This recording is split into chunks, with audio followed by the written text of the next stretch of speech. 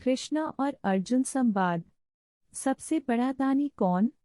एक बार भगवान कृष्ण और अर्जुन कहीं सैर पर जा रहे थे। इस दौरान उन दोनों के बीच बातचीत भी हो रही थी। तभी बातों बातों में कृष्ण ने कर्ण को सबसे बड़ा दानी कह डाला। इस पर अर्जुन ने भगवान कृष्ण से कहा कि क्यों कर्ण को दानवीर कहा जाता है और अर्जुन को नहीं, जबकि दान अर्जुन भी बहुत करते हैं।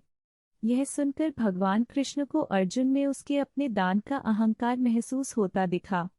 तब कृष्ण ने कहा, तुम मुझे कल सुबह मिलना। जब अर्जुन उनसे दूसरे दिन मिले तो कृष्ण ने उनसे 2 पर्वतों के समूह में सोने के भंडार के बारे में बताते हुए कहा कि वे उनका सारा सोना गांव वालों के बीच बांट दें। तब अर्जुन गांव गए और सारे लोगों से कहा कि वे पर्वत के पास जमा हो जाएं क्योंकि वे सोना बांटने जा रहे हैं।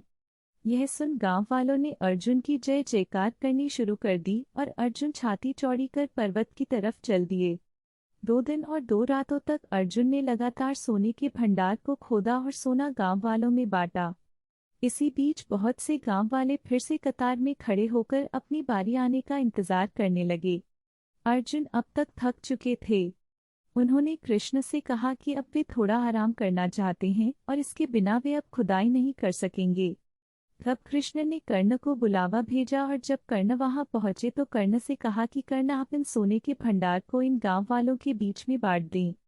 कर्ण ने सारे गांव वालों को बुलाया और कहा कि ये दोनों पर्वत में सोने से भरे भंडार उनके ही हैं और वे आकर सोना प्राप्त कर लें, और ऐसा कहकर वह वहां से चले गए। अर्जुन भौंचक्के रह गए और सोचने लगे कि यह ख्याल उनके दिमाग में क्यों नहीं आया।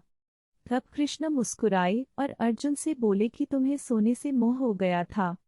तुम गांव वालों को उतना ही सोना दे रहे थे जितना तुम्हें लगता था कि उन्हें जरूरत है, इसलिए सोने को दान में कितना देना है इसका आकार तुम तय कर रहे थे। लेकिन कर्ण ने इस तरह से नहीं सोचा और दान देने के बाद कर्ण वहां से दूर चले गए। वे नहीं चाहते थे कि कोई उनकी प्रशंसा करे और ना ही उन्हें इस बात से कोई फर्क पड़ता था कि कोई उनके पीछे उनके बारे में क्या बोलता है। इस पर अर्जुन को अपने अहंकारी होने का पता चला और कृष्ण से कहा कि उन्हें आत्मज्ञान हासिल हो चुका है कि दान देने के बदले में धन्यवाद या बधाई की उम्मीद करना उपहार नहीं सौदा कहलाता है, और मैंने इसकी कामना की जबकि कर्ण ने नहीं। यही कारण कर्ण सबसे बड़े दानी है।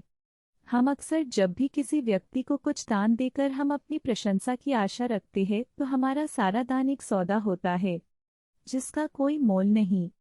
अगर आपको कृष्ण और अर्जुन की प्रेरणादायक कहानी अच्छी लगी तो कृपया शेयर करें।